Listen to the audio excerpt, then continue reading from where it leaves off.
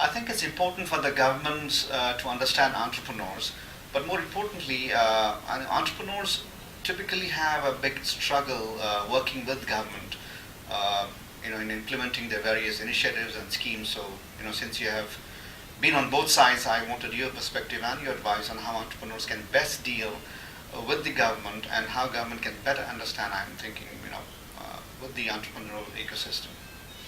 Well, I think, but I think this particular issue, where I think what you're referring to is that entrepreneurs really don't understand government, and let's just for a moment say governments don't understand entrepreneurs as well.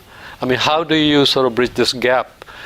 So let me give you sort of both sides of it. Is that on the governmental side, I think there's specifically what governments can do is to shape some of their policies and programs and make it much more hospitable to entrepreneurs. Because right now, but let me give you an example, that you look at any large state, or look at Michigan, California, since that's what we're talking about, and you look at how they purchase or acquire things. It's very much geared towards large enterprises. There's things called in-use requirements, that we will not buy a product unless at least 1 year, 2 years, 3 years into in the marketplace, and the process itself is so time-consuming and so resource-intensive that most entrepreneurs walk away because they don't have the patience or the resources, quite frankly, for that kind of stuff. So on the governmental side, I would say the kind of things governments can do is to say, you know what, we're going to take a small sliver of what we spend. And let me give you an example that California spends just in the IT alone roughly $3 billion a year. So in fact, just before I left, I was part of a task force that was looking at the economic development. And one of the things I was proposing is that why couldn't we take just a small sliver, not even 1%, maybe like 0.01%. I mean, just imagine 0.01% of $3 billion is still a large sum of money. And say, okay, we're going to reserve this for nurturing and providing startups, sort of seed, not seed capital, just a market. And yes, it comes with the risk that some of these startups may disappear. So obviously governments don't want to take taxpayers' money and put a lot of risk. But you can see that it completely puts a state government, a state like Michigan or California, in an entirely different role.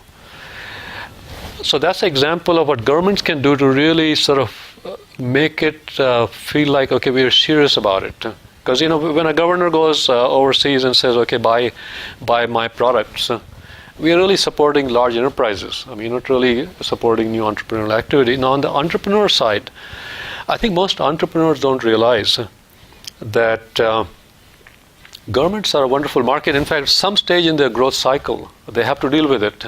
And rather than saying, okay, I have reached a certain point, now I look at that market, maybe they ought to do the same thing and say, okay, I'm going to take a small slice of my marketing resources or my development resources, and I'm going to look at governments as a market.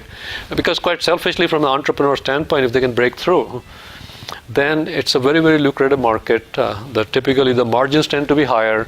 And the interesting part is that it's a very referenceable account. I mean, if you say, look, my product is now being used by state of Michigan, I mean, that opens doors in many, many other states, adjoining states.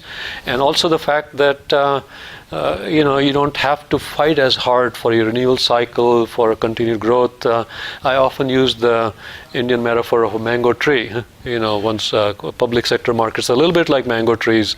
Once you plant the tree, it may take a little bit to produce, but once it starts producing, it goes on for generations. So anyway, there's plenty of room on both sides to really come up with ideas and strategies that will really make that union much more productive for both parties. Thank you, PK. Appreciate the time. Okay, thank you, Mateen. Good to be here.